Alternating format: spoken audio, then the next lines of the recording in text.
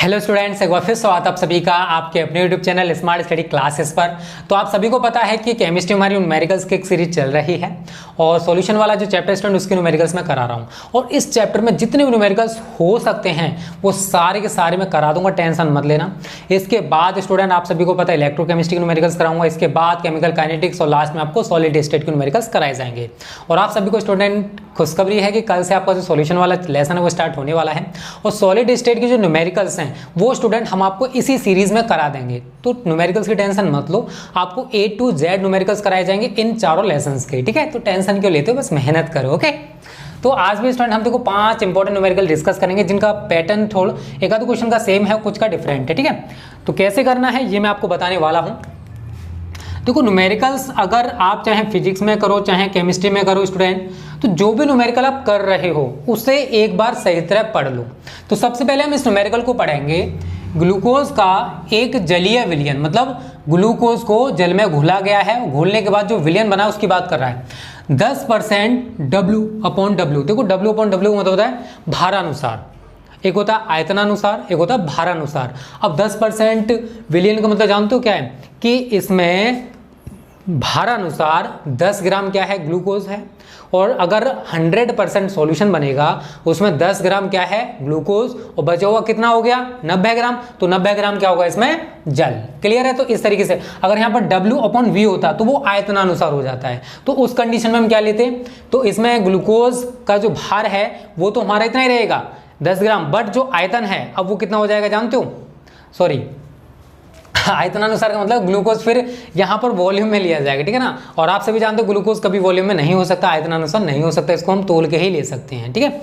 तो वो द्रवों के लिए यूज किया जाता है। अगर किसी द्रव को घोला जा रहा है तब उसको आयतनानुसार बोला जाता है, ठीक है। भारानुसार कब बोलेंगे, जब कोई विलय हमारा चूड़ के रूप में है या फिर ठोस के रूप में है, ठीक है।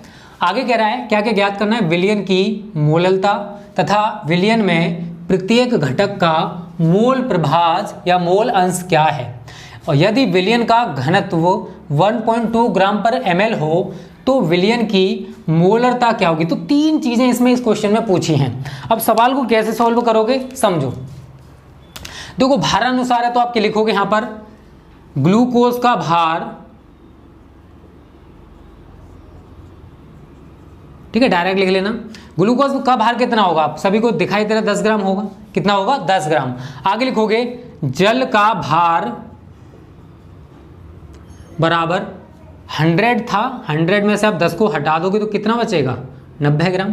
तो यहाँ पर जल जो है उसको तोल कर लिया गया है और वो कितना है स्टूडेंट, यहाँ पर 90 ग्राम। ग्लूकोज हमारे यहाँ पर कितना है 10 ग्राम। उसके बाद आप क्या करोगे स्टूडेंट, ग्लूकोज का अणुभार निकालोगे। क्या निकालोगे, ग्लूकोज का अणुभार। तो आप सभी जानते हो ग्लूकोज का सूत्र अगर पता है तो अच्छी बात है, नहीं पता है तो याद रखना C6H12O6, ये हमारा ग्लूकोज का अणुभार होता है। तो आप इसी से क्या, सॉरी ये अणुसूत्र होता है, इसी से आप ग्लूकोज का अणुभार निकाल सकते हो। कैसे निकालोगे, देखो C के नीचे 6 लिखा हुआ है, कार्बन का परमाणु भार कितना होता है 12 × 6 प्लस 1 × 12 या 12 × 1 कैसे भी करना चाहते हो कर सकते हो, कोई दिक्कत नहीं, 16 × 6, ठीक है। आप सभी को पता है ऑक्सीजन का परमाणु भार कितना होता है 16। तो 12 × 6 72 प्लस 12 × 1 12, 16 × 6 96, सभी को ऐड करोगे तो कितना आएगा 180। मतलब ग्लूकोज का जो अणुभार है वो कितना होता है 180। तो आप यहाँ से स्टूडेंट ग्लूकोज के मोल निकाल सकते हो। क्या निकाल सकते हो, ग्लूकोज के मोल। तो ग्लूकोज के मोलों की संख्या, तो ग्लूकोज हमारे यहाँ पर क्या है, विलय है, क्या है विलय, मोलों की संख्या। और आप सभी जानते हो कि स्टूडेंट जो विलय होता है उसके मोलों को हम स्मॉल n से दिखा सकते हैं। तो स्मॉल n बराबर आपको सूत्र भी पता होना चाहिए। अगर हमें मोल निकालने हैं तो मोल बराबर होता है भार बट्टे अणुभार। क्या होता है, भार बट्टे अणुभार। तो अब हम किसके मोल निकाल रहे हैं, ग्लूकोज के। और ग्लूकोज का भार आपको कितना दे रखा है 10 ग्राम। तो यहाँ पर हम भार की जगह 10 यूज करेंगे, बटे अणुभार, किसका अणुभार यूज करेंगे, ग्लूकोज का। कितना दे रखा है 180, 0 से 0 काट दोगे कितना आ गया 1/18 मोल। आगे आप इसे और सोल्व करना चाहते हो कर सकते हो, कोई दिक्कत नहीं। ये हमारा जो विलय था, जो ग्लूकोज है उसके मोल निकल के आ गए। इसी तरीके से हम जो विलायक है जल, तो लिखोगे जल के मोलों की संख्या। जल हमारे यहाँ पर क्या है, विलायक है, मोलों की संख्या। तो ये कैपिटल N हुआ, ठीक है। अब एक चीज बताओ, भार कितना दे रखा आप सभी को दिखाई दे रहा 90, लेकिन अणुभार H2O जल का अणुभार कितना होता है 2 × 1 + 16 कितना होता है 18। तो हम यहाँ पर कितना लिखेंगे 18, 18 पंजे कितना होता है 90, तो 5 मोल हमारा ये निकल के आ गया, ठीक है। तो अभी हमने विलेय और विलायक के जो मोल है स्टूडेंट वो निकाल लिए हैं। तो सबसे पहली चीज उसने पूछी है विलयन की मोललता क्या होगी। विलयन की मोललता आप कैसे निकालोगे, मोललता का सूत्र आप सभी को गलती से पता हो तो विलयन की मोललता आप सभी ने देखो सूत्र याद नहीं किया तो कर लो, क्योंकि न्यूमेरिकल्स तभी समझ आएगा जब आपको सूत्र बताऊंगे। तो ये होता है सूत्र विलेय के मोलों की संख्या, विलेय के मोलों की संख्या बटे विलायक का आयतन केजी में, विलायक का आयतन किस में होना चाहिए ये केजी में, मतलब किलोग्राम में, ठीक है। अब एक चीज बताओ, विलेय हमारे पास कितने थे, विलेय के मोल कितने हैं 1/18, तो यहां पर हम कितना यूज करेंगे 1/18 बटे विलायक का आयतन, विलायक क्या था जल, और जल का भार में कितना दे रखा है 90 ग्राम। अगर आप इसे किलोग्राम में चेंज करोगे तो आप सभी जानते हो 90 को हमें 1000 से डिवाइड करना पड़ेगा। अगर आप इसे किलोग्राम में चेंज करना चाहते हो तो या तो आप लिखोगे 90 × 10⁻³ किलोग्राम, क्योंकि 1 किलोग्राम में 1000 ग्राम होते हैं, तो ये हमें ग्राम में दे रखा है, तो किलोग्राम में चेंज करने के लिए आपको इतने से मल्टीपल करना पड़ेगा। या फिर आप क्या करोगे, जो भी संख्या है उसमें 1000 से भाग कर दो, ठीक है, तब भी स्टूडेंट वो हमारा केजी में परिवर्तित हो जाएगा। क्लियर है। तो क्रॉस मल्टीपल आप सभी जानते हो कि पहले का चौथे से मल्टीपल, तो 1 × 1000 बटे 90 × 18। अब आपको केवल काटपीट करनी है, काटपीट करने के बाद आपका आंसर निकल के आ जाएगा, ठीक है। तो ये हमारा 50 बटे 9 × 81। तो अब आप काटपीट कर लेना, आपका देखो आप स्मॉल m लगा देना, वही हमारी मोललता हो जाएगी। तो पहला आंसर हमारा निकल के आ गया है। विलयन की मोललता आप स्टूडेंट इस तरीके से निकाल सकते हो। क्लियर है। तो पहला पॉइंट हमारा क्लियर हो गया। उसके बाद कह रहा है विलयन में प्रत्येक घटक का मोल प्रभाज, मतलब विलेय का मोल प्रभाज और विलायक का मोल प्रभाज, तो इनकी तो जरूरत हमें पड़ेगी, उसको मिटा देते हैं। जल्दी से इसका स्क्रीनशॉट ले लो, ठीक है। कैलकुलेशन छोटी छोटी होगी जो आपके लिए छोड़ूंगा, क्योंकि आपको कॉन्सेप्ट समझना है यार। कॉन्सेप्ट समझ गए ना तो आप न्यूमेरिकल्स किसी भी टाइप का हो, थोड़ा अटपटा न्यूमेरिकल है क्योंकि एनसीईआरटी बुक का न्यूमेरिकल है ये, ठीक है। अब देखो मोल प्रभाज कैसे निकालोगे। सबसे पहले हम ग्लूकोज का मोल प्रभाज निकालेंगे, ग्लूकोज का मोल प्रभाज। तो आपको अगर सूत्र पता है तो अच्छी बात है, मैं लिखा चुका हूँ। विलेय के मोल बटे विलयन के कुल मोल, जिसमें विलेय और विलायक दोनों के मोल लिए जाते हैं, ठीक है। तो आपको विलेय के मोल कितने दे रखे हैं जरा देखो, कितने थे 1/18, तो आप यहाँ लिखोगे 1/18 बटे स्मॉल एन तो 1/18 ही रहेगा, प्लस कैपिटल एन आपको कितना दे रखा 5, कितना दे रखा है 5। अब एक चीज़ बताओ, कैलकुलेशन करना जानते हो या नहीं जानते हो। देखो थोड़ी सी मैं आपको बता दे रहा हूँ, जिन बच्चों की वीक कैलकुलेशन हो, तो यहाँ पर आप एलसीएम ले लोगे 1/18 प्लस 1/5, ठीक है। ऊपर वाली चीज़ जैसी है वैसी रहेगी। नहीं तो आप ऐसे भी कर सकते हो, 18 से 1 को काट दो, 18 से 1 को डिवाइड कर दो, ऐसे भी करके कर सकते हो, जैसे चाहो वैसे कर लेना यार, कोई दिक्कत नहीं है। अब आप एलसीएम लोगे तो कितना आएगा, 18 और 5 का कितना आएगा 90। तो 18 से 5 बार गया और 5 से काटो तो 18 बार जाएगा, ठीक है। तो 1/18 बटे 18 और 5 23 बटे 90, सॉरी 90, ठीक है। तो पहले का चौथे से वही मल्टीपल कर लेना आप सभी को। तो ये क्या हो जाएगा 1 × 90 बटे 23 × 18, तो 18 पंजे 90, तो 5/23। एक आंसर हमारा ये आ गया, मतलब ग्लूकोज का मोल प्रभाज हमने निकाल लिया। ये हमारा ग्लूकोज का मोल प्रभाज है, इसके पीछे कुछ नहीं लगाते, मोल प्रभाज का कोई भी मात्रक नहीं होता। अगर आप H2O का मोल प्रभाज निकालो, मतलब जल का मोल प्रभाज, पहले इतने का स्क्रीनशॉट ले लो, थोड़ा बड़ा न्यूमेरिकल है, ठीक है, क्योंकि कई चीज इसने इसमें पूछी हैं, ठीक है। और समझ में तो आ रहा होगा, उम्मीद करता हूँ। जल का मोल प्रभाज बस कुछ नहीं करना, जहां आपने स्मॉल एन यूज किया वहां पर कैपिटल एन यूज करो बस। तो आप क्या करोगे, H2O का मोल प्रभाज, ठीक है। तो अब यहाँ पर सूत्र कुछ नहीं है, कैपिटल एन बटे small N plus capital N, इतना सा चेंज हो जाता है अगर आपको किसी विलायक का मोल प्रभाज निकालना है। तो कैपिटल एन आपको कितना रखा, देखो 5 बटे स्मॉल एन 1/18 ही है, प्लस एन हमारा यही रहेगा, मतलब सारी चीज़ें सेम है, केवल ऊपर वाली वैल्यू चेंज होगी। वही आप एलसीएम लेके इसको कैलकुलेट करोगे और आपका आंसर निकल के आ जाएगा, और H2O का मोल प्रभाज हमारा आ जाएगा, ठीक है। इतनी तो कैलकुलेशन कर सकते हो, अभी मैंने आपको सिखाई है, ठीक है। आगे क्या करना है आपको, आगे कह रहा है कि अगर विलयन का घनत्व इतना हो तो विलयन की मोलरता क्या होगी। देखो इसको कैसे करोगे, आपको दे रखा है घनत्व, कितना दे रखा है 1.2 ग्राम प्रति ml। अब एक चीज समझना, हमारे पास जो टोटल विलयन है वो कितना था 100 ग्राम, कितना था 100 ग्राम। तो यहां पर लिखोगे, अब ये क्या दे रखा है आपको जान दो, पूरे विलयन का द्रव्यमान दे रखा है। जो विलयन हमारे पास था यहां लिखोगे 100 ग्राम विलयन, हमारे पास कितना विलयन था 100 ग्राम, ठीक है 100 ग्राम विलयन है। उसमें अगर हम आयतन निकालना चाहते हैं तो आयतन बराबर क्या होगा, देखो समझने की कोशिश करना, छोटी सी बात आपको समझानी है। आप सभी ने सूत्र क्या पढ़ रखा है, द्रव्यमान बराबर आयतन गुणा घनत्व। बताओ सभी ने पढ़ा है, सभी ने पढ़ा होगा, जितने बच्चे वीडियो को देख रहे हैं सभी ने पढ़ा होगा।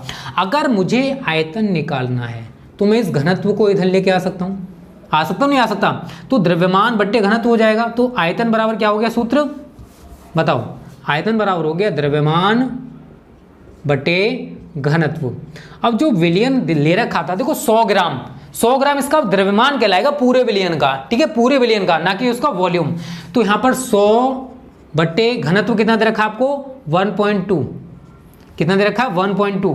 1.2 से आप इसको काटोगे, पॉइंट हटा दो, 0 बढ़ जाएगी, 2 से काट, 2 छिक्के 12, ये कटेगी हमारी 512, 2 तिया 6, ये कटेगा 250, ठीक है। आप काट के देख लेना, 3 अट्ठे 24, 3 अट्ठे 24, 1 0, तो 83.33 ml आपका ये वॉल्यूम निकल के आ जाएगा, ठीक है। तो ये आयतन निकल के आ गया, इतना समझ में आ रहा है ना, कोई दिक्कत नहीं यहाँ तक तो, ठीक है। अब इसकी जरूरत नहीं पड़ेगी तो इधर का मिटा देते हैं, क्योंकि थोड़ा सा हमें और करना है इसमें, ठीक है। और वीडियो पसंद आएगा तो प्लीज़ लाइक जरूर किया करो, अब नहीं बोलूँगा लाइक करने के लिए, ठीक है, एक ही बार बोलूँगा। अब देखो आगे कैसे कैलकुलेट करोगे बस वो समझ लो। अब देखो आपको निकालनी क्या है स्टूडेंट, मोलरता निकालनी है। क्या निकालनी है, मोलरता।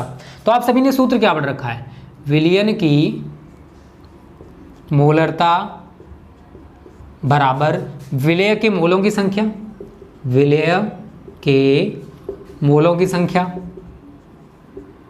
बटे विलयन का आयतन लीटर में। विलयन का आयतन किस में लिया जाता है यहां पर, लीटर में, विलयन का आयतन लीटर में, ठीक है। विलेय के मोल आपको पता है 1/18 है। विलयन का आयतन, आयतन हमने जो निकाला है किसमें है, मिलीलीटर में है, किसमें है, मिलीलीटर में। अगर आप इसे लीटर में चेंज करोगे तो आप क्या करोगे, 10⁻³ से मल्टीपल कर दोगे, या फिर कह सकते हैं 1000 से भाग कर दोगे, तब भी कोई दिक्कत नहीं है। मैं इसको अगर इस तरीके से भी लिखूं तो भी कोई परेशानी नहीं होगी, क्योंकि अगर ml को लीटर में चेंज करना है तो 1000 से डिवाइड करना पड़ेगा। तो वही चीज़ आ जाएगी, पहले का चौथे से मल्टीपल, तो 1000 बटे 18 गुणा 83.33। तो जो भी आंसर आए वो हमारा कैपिटल M हो जाएगा, मोलरता, क्योंकि मोलरता के पीछे कैपिटल M लगाते हैं, मोलरता के पीछे स्मॉल m लगाते हैं। तो पहला न्यूमेरिकल हमारा कंप्लीट हो चुका है, समझ में आ गया ना, दिक्कत हो कमेंट करके बता देना, ठीक है। तो जल्दी से स्क्रीनशॉट ले लो। अब बात करते हैं अगले न्यूमेरिकल की, ठीक है। अगले न्यूमेरिकल में देखो यही कॉन्सेप्ट यूज करना है, क्योंकि मैंने ज़्यादातर न्यूमेरिकल्स इस वीडियो में एक ही टाइप के रखे हैं, जिससे कि आपके समझ में अच्छे से आ जाए इस टाइप का न्यूमेरिकल, ठीक है। और नेक्स्ट वीडियो में और अच्छे न्यूमेरिकल्स उठा के रखूंगा, टेंशन मत लो। हर चैप्टर देखो 4 चैप्टर में न्यूमेरिकल्स हैं, और चारों चैप्टर में आपको ज़्यादा से ज़्यादा न्यूमेरिकल्स हम कराएंगे, ठीक है, जिससे कि आपका पूरा कॉन्सेप्ट क्लियर हो जाए, क्योंकि यहाँ पर आपको कॉन्सेप्ट क्लियर करना है। इस सीरीज को चलाने का भी मेरा यही रीजन था कि आपका कॉन्सेप्ट क्लियर हो जाए। जल में एथिल अल्कोहल का एक विलयन भारानुसार 16% है, भारानुसार बोला है तो उसका मतलब क्या है, विलयन भारानुसार कितना है, विलयन भारानुसार 16% है, कितना है 16%। देखो इसका मतलब क्या है जानते हो, वही चीज़ है जो मैंने अभी आपको बताई थी, भारानुसार है तो इसका मतलब है एथिल अल्कोहल का भार कितना होगा, एथिल अल्कोहल का भार कितना होगा 16 ग्राम होगा। और जो किसकी बात कर रहा है, जल की बात, तो यहां पे लिखोगे जल का भार बराबर कितना होगा बताओ, जल का भार 100 में से मैं 16 को माइनस कर दूंगा, क्योंकि 100 ग्राम अगर विलयन था तो 100% विलयन था, तो उसमें 16% क्या है हमारा एथिल अल्कोहल, तो बचा कितना 100 - 16 = 84 ग्राम, तो 84 ग्राम क्या होगा उसमें जल। आगे बोला है एथिल अल्कोहल तथा जल के मोल प्रभास की गणना करें। बहुत सिंपल है यार, बहुत सिंपल है, कुछ नहीं है, बस इन दोनों के मोल निकालो पहले आप। तो यहां पर विलय हमारा कौन होगा बताओ, किसकी मात्रा कम है, एथिल अल्कोहल की, तो जिसकी मात्रा कम होती है, अगर दो द्रव हैं तो जिसकी मात्रा कम हो उसको हम कहते हैं विलयक, और जिसकी मात्रा ज़्यादा हो उसको कहते हैं विलायक। अगर मैं इसका उल्टा कर दूं, अगर मैं कहूं कि एथिल अल्कोहल का भार बराबर 84 ग्राम और जल का भार बराबर 16 ग्राम, तो इस कंडीशन में एथिल अल्कोहल हमारा विलायक होगा। एथिल अल्कोहल क्या होगा? विलायक होगा। और जल क्या होगा? हमारे यहाँ पर विलय होगा। तो अगर दो द्रव हैं तो जिसकी मात्रा ज़्यादा होती है वो विलायक होता है, और जिसकी मात्रा कम होती है उसको हम विलय कहते हैं। ठीक है, चलो अब यहाँ पर हम निकालेंगे एथिल अल्कोहल का भार है, तो हम निकालेंगे यहाँ पर एथिल अल्कोहल के मोल। एथिल अल्कोहल के, समझ लो कॉन्सेप्ट को बस, एथिल अल्कोहल के मोलों की संख्या, मोलों की संख्या स्मॉल एन। तो क्या होता है ये? भार बट्टे अणुभार। भार आपको कितने दे रखा है? 16। अणुभार आप सभी निकाल सकते हो। ठीक है, समझदार हो गए अब तो इतने। कार्बन का परमाणु भार कितना होता है? 12। तो 2 गुणा 12 प्लस 5 गुणा 1 प्लस 16 प्लस 1। ऑक्सीजन का परमाणु भार 16 होता है, हाइड्रोजन का परमाणु भार 1 होता है। तो 12 दूनी 24, 5 एकम 5, 16 और 1 17, 17 और 5 कितना हो गया? 22, और 24 कितने हो गए? 46, मतलब 46 आ जाएगा हमारा यहाँ पर।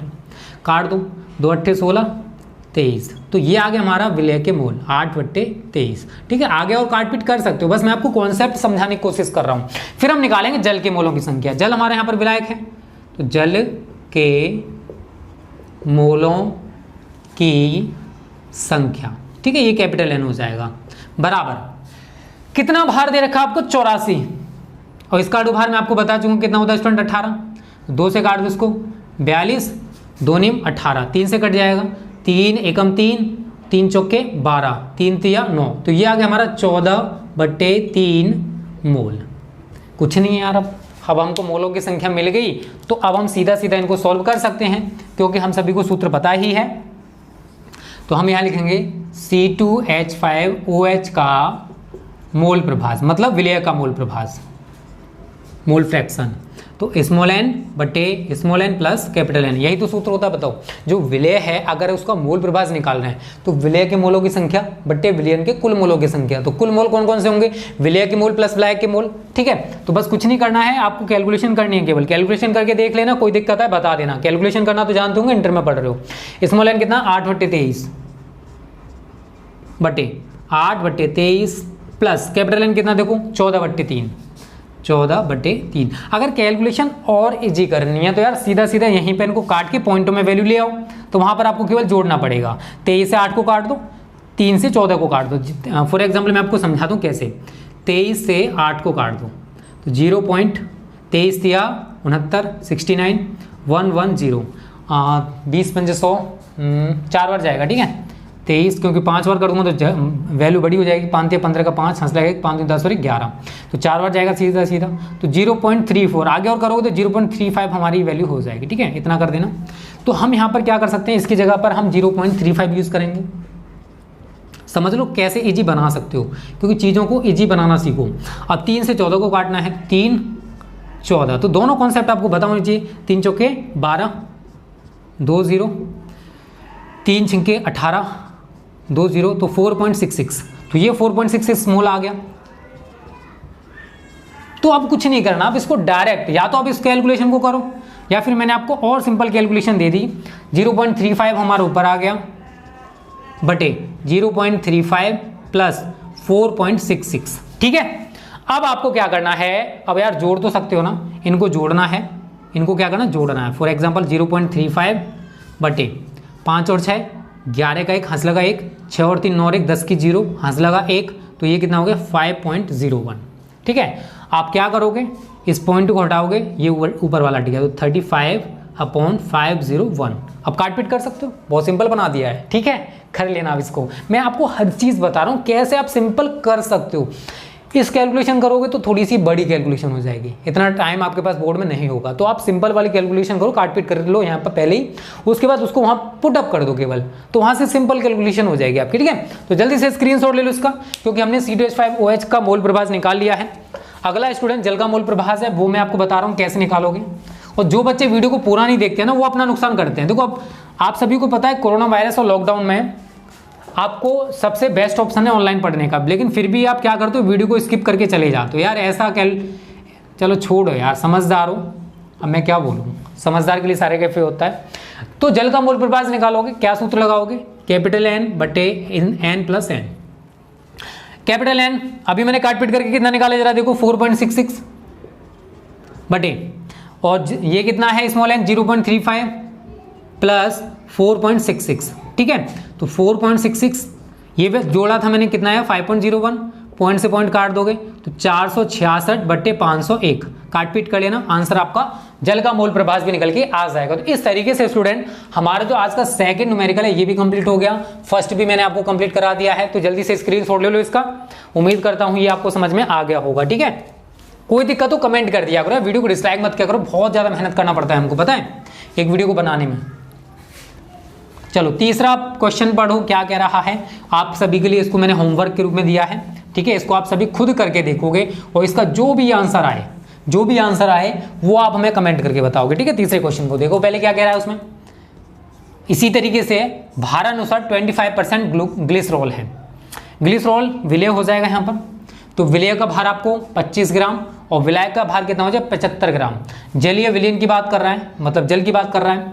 ग्लिसरॉल के मोल प्रभाज की गणना करनी, मतलब ग्लिसरॉल जो है उसका मोल प्रभाज आपको निकालना है। तो सेम प्रोसेस है इधर का, तो बस आपको उधर केवल ग्लिसरॉल मतलब विलय, केवल विलय का मोल अंश निकालना है, ना कि जल का। कर सकते हो यार, तो होमवर्क है। इसका अणुभार निकाल लोगे आराम से। C3 कार्बन का परमाणु भार आप सभी जानते हो 12 होता है, हाइड्रोजन का 1 होता है, ऑक्सीजन का 16 होता है। तो कैलकुलेशन करना, थोड़ी सी कैलकुलेशन है, सेम प्रोसेस अपनाना है, इसी वजह से मैंने इसको लिखा था। तो दिस इज योर होमवर्क, ठीक है। बच्चों को देते थे ना HW, तो वही आप सभी के लिए दे रहा हूं, इसको करके बताना, ठीक है। 14 क्वेश्चन पढ़ो, ये थोड़ा आप सभी के लिए नया क्वेश्चन है इसमें, ठीक है। इसको पढ़ो और इसका आंसर मैं आप सभी को बताऊंगा कैसे आप इसको करोगे, ठीक है। देखो पहले पढ़ लो क्या कह रहा है, एक सल्फ्यूरिक अम्ल विलयन की मोलरता की गणना कीजिए जिसमें जल का मोल प्रभाज 0.85 है। जल के साथ विलय का मोल प्रभाज, विलय कौन है एक चीज बताओ, विलय यहां पर है आपका सल्फ्यूरिक एसिड। कौन है स्टूडेंट, सल्फ्यूरिक एसिड। तो स्टूडेंट यहां पर आपको सूत्र याद रखना है, मोललता गुणा MH2O मतलब जल का अणुभार बटे 1000 प्लस M इंटू MH2O। देखो इसको अगर वैसे करोगे तो थोड़ा बड़ा हो जाता है, आपकी समझ में नहीं आएगा, तो आप सभी को ये सूत्र याद रखना है। तो जल के साथ विलय मतलब सल्फ्यूरिक एसिड का मोल प्रभाज अगर आपको निकालना हो, मोललता दे रखी हो, दोनों चीजें हो सकती हैं यहाँ पर, मोललता आपको दे रखी हो सकती है, मोल प्रभाज आपसे पूछ सकता है। एक चीज और बताओ सभी, यहाँ पर मोल प्रभाज हमें जल का दे रखा है, किसका दे रखा है, जल का, और हमसे यहाँ बोला जल के साथ विलय का मोल प्रभाज, मतलब हमें विलय का लगाना है। और आप सभी जानते हो विलय का मोल प्रभाज, याद रखना इस चीज को जो मैं लिखने वाला हूं, विलय का मोल प्रभाज प्लस विलायक का मोल प्रभाज, विलायक का मोल प्रभाज इज इक्वल टू द 1। आप सभी को इस चीज को याद रखना है, ठीक है ना। विलय का मोल प्रभाज प्लस विलायक का मोल प्रभाज इज इक्वल टू होता है 1।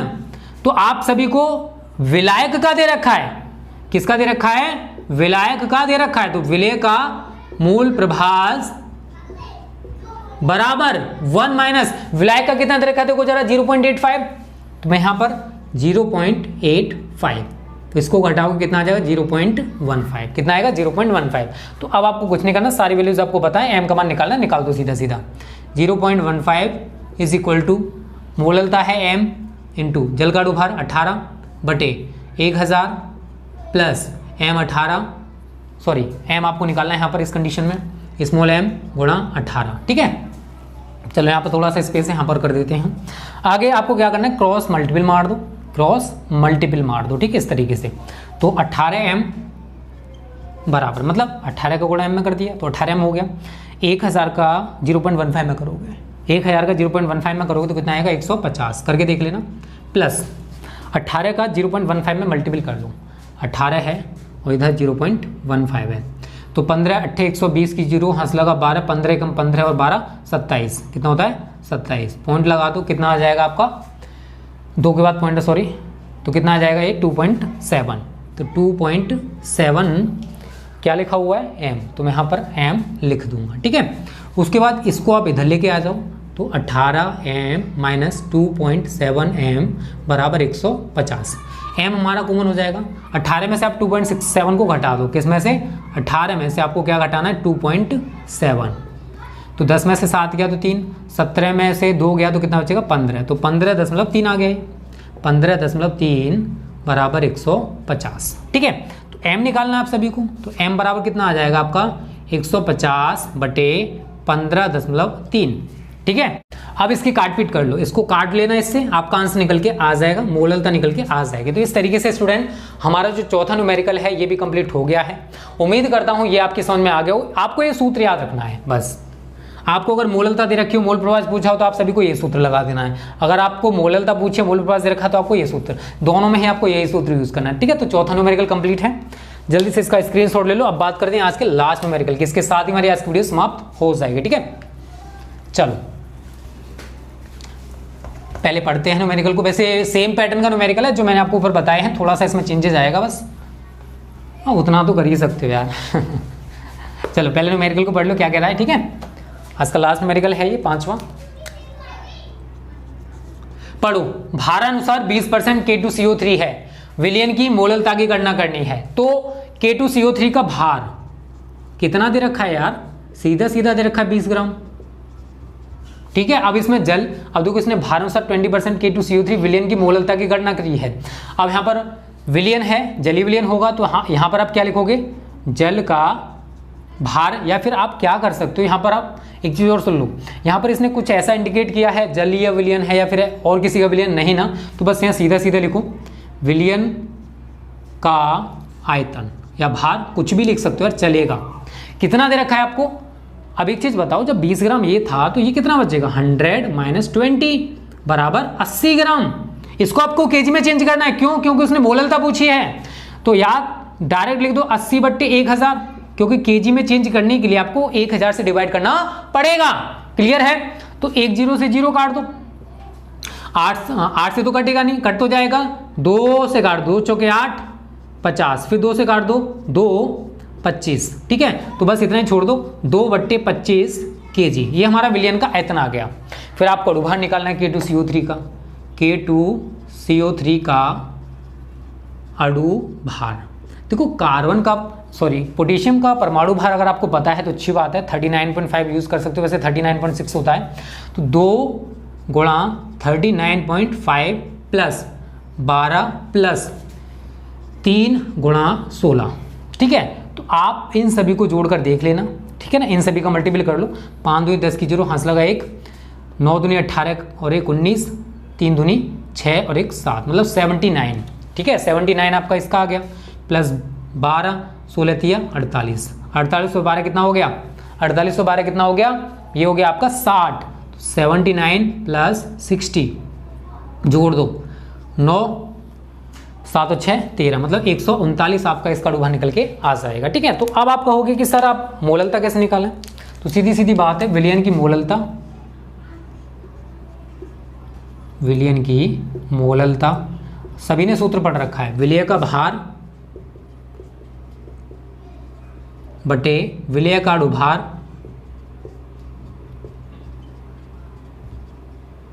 बटे विलयन का आयतन केजी में। ठीक है, या विलय का आयतन जो भी दे रखा हो उसको लिख सकते हो, विलयन का आयतन केजी में। अब विलय का भार कितना है हमारे पास? 20 है। विलय का अणुभार हमारे पास कितना है? 139 है। विलयन का आयतन केजी में कितना है? 2/25 है। बस 20 × 25 बटे 139 × 2, 2 से काट दोगे इसको 10 बार, तो 25 है, कितना होता है? 250 बटे 139। तो आप इसकी काटपीट कर लेना, आपकी मोललता निकल के आ जाएगी। तो ये स्टूडेंट 5 इंपॉर्टेंट न्यूमेरिकल्स हैं, बहुत ज़्यादा रिपीटेड क्वेश्चंस हैं जो प्रीवियस ईयर में पूछे गए हैं।